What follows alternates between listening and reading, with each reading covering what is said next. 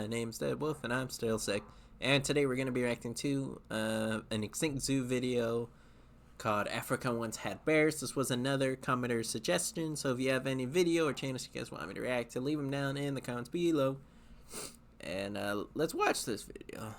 The Ursidae, more commonly known as bears, are one of Earth's mightiest and most successful carnivorans, boasting 8 extant species, some of which are their region's apex predators. They have also managed to become Earth's biggest terrestrial predators, holding over half of the top 10 spots, with the polar bear claiming first place, with it sometimes weighing over a full ton. Along with size, they got the weapons and the defense to match it, which altogether has let them spread far and wide. And today they are found in every single continent except for 2, one being fairly obvious, Antarctica, and the other being Africa. Strangely, across Africa's extremely diverse landscape that spans 12 million square miles or 30 million square kilometers, not a single bear species is known, despite many other large predators such as numerous big cats calling it home. However, it wasn't always like this, and for a respectable amount of Africa's history, including rather recently, bears could be found throughout the lands, the most successful of which was the gigantic Agriotherium.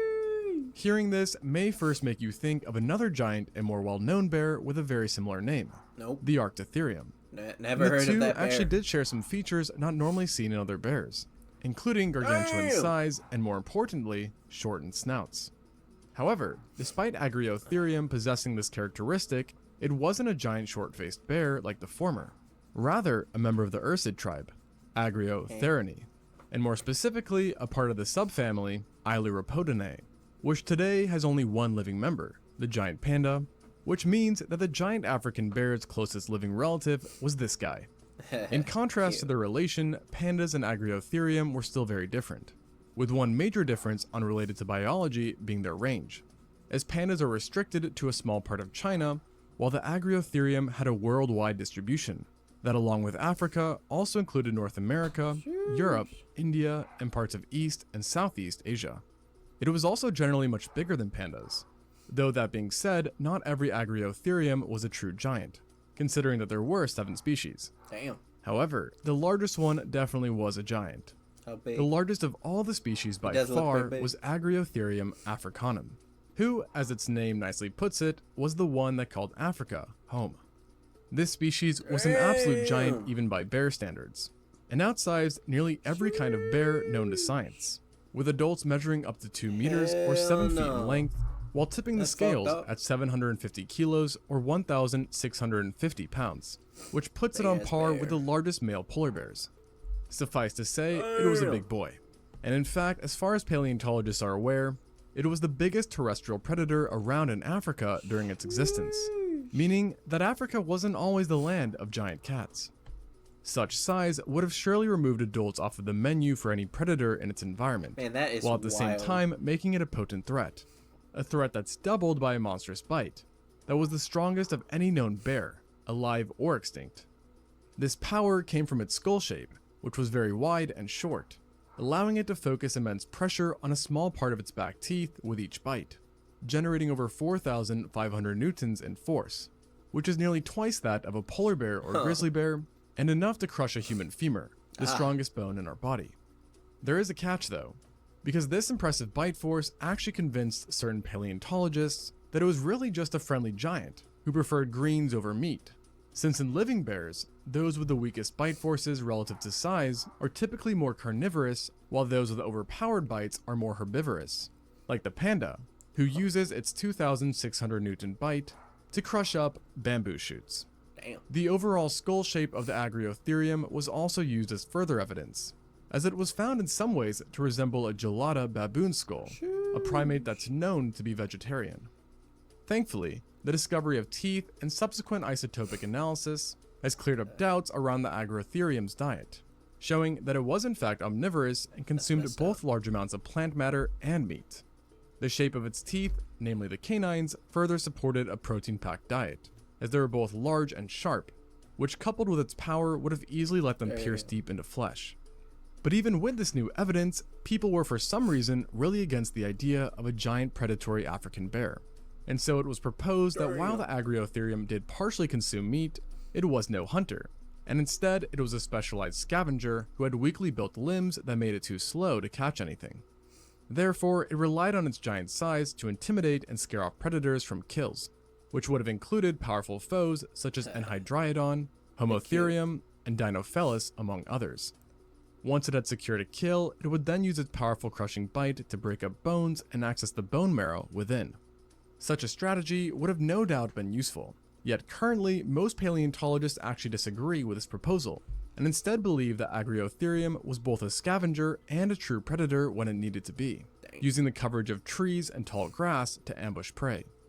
Additionally, at the time, Africa was home to numerous megafauna, many of which were a bit slow in their own right, thus making ambushes not always necessary.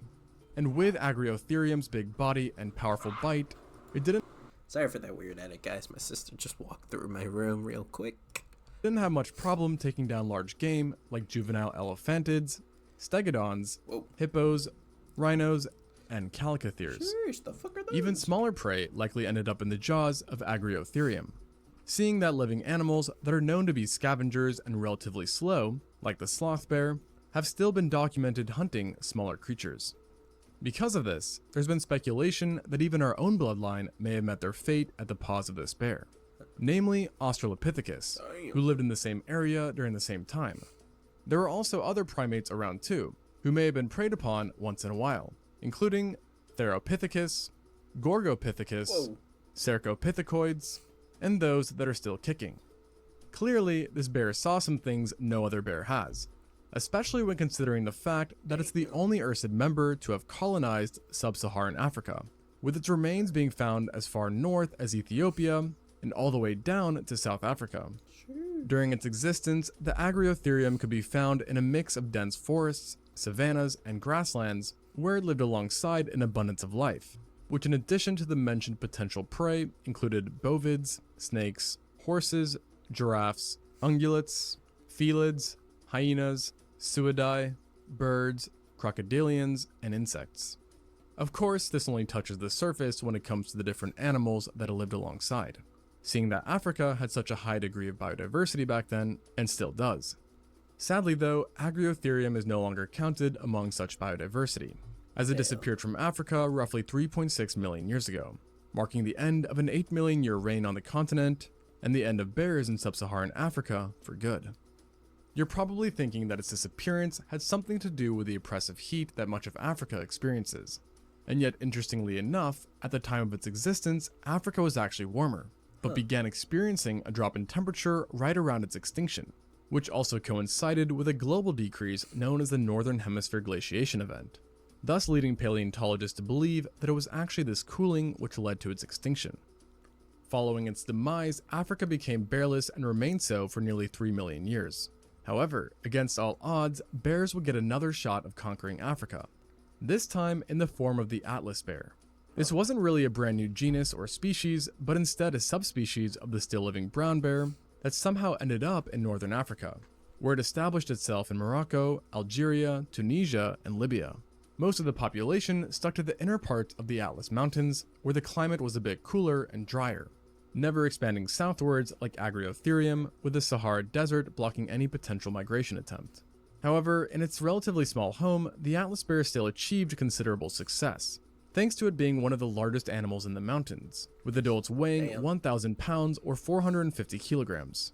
This again rendered bears Africa's largest terrestrial predators, and made it comparable in size to the other brown bear populations. But what set it apart was a shorter body and long fur, which was reddish-orange on the underside. Furthermore, Atlas bears preferred a more vegetarian diet compared to other brown bears, with the bulk of their calories coming from roots, acorns, and nuts, while the rest was made up of small mammals and carrion from scavenging. In its environment, it coexisted with a variety of well-known animals, including the extinct North African elephant and Barbary lion. Atlas bears also obviously coexisted with modern humans, and interactions with them, or us, were frankly very one-sided in our favor. For a long time, humans and Atlas bears seldomly interacted, but in 146 AD, after the Romans Alright, I'm sorry about that cut too, guys. Established a new province in Africa, which they named Africa, things changed and Atlas bears quickly found themselves being shipped off to Rome to be used in gladiator fights against humans and other animals. These exports are often considered to be a contributing factor to the Atlas bear's extinction. Oh. But it didn't completely wipe them out, and they even outlasted the Western Roman Empire by nearly 1400 years. However, unfortunately in the end, extinction still caught up to them, though not exactly through natural means, as the introduction of modern firearms to the region were the biggest contributor to their downfall. With guns, people could all of a sudden hunt this bear without risk, and overhunting soon became a big issue. This problem certainly wasn't helped by individuals being sent to zoos or collectors around the world as well. And in 1870, it was declared extinct after the last known Atlas bear was killed by hunters in the Tetuan Mountains of northern Morocco, bringing an end to the last African bear. A real tragedy, as we have come to discover that Atlas bears were extremely unique, as two clades of this ursid existed, dubbed Clade 5 and Clade 4. Based upon mitochondrial DNA, Clade 5 bears were found to be indistinguishable from Iberian brown bears, yet Clade 4 shocked paleontologists because Atlas bears in this clade were highly distinct from others, sharing more DNA with Alaskan grizzly bears, and of all things, polar bears as well, leading to a slew of other questions. However, until technology advances or better preserved specimens are found, this mystery about the last African bear shall remain, and it's unlikely that any new bear will pop up in Africa anytime soon, considering that sub-Saharan Africa is barred off by a large desert, while North Africa is drier than it has ever been in the last 10,000 years.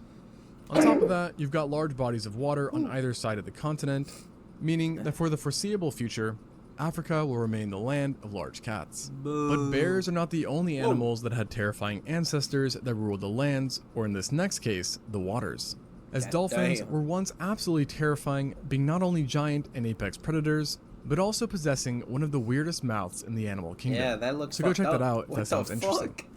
Oh, and lastly, before you go, 2 quick announcements. Right. One, I'm super happy to let you all know that I just launched another channel, this one being called Living Zoo. And if you can't tell from the name, this content will be similar to Extinct Zoo, but focusing on living animals instead. We get that, Jeff.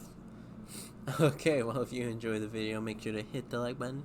If you got any videos or YouTube channels you guys want me to react to, leave them down in the comments below. And, I'll see you in the next one. Hopefully I remember to edit those parts out of the video. Sometimes I don't. Alright. Sorry. I know I'm probably dying. And I probably sound like ass. But, you know, it's okay. Bye.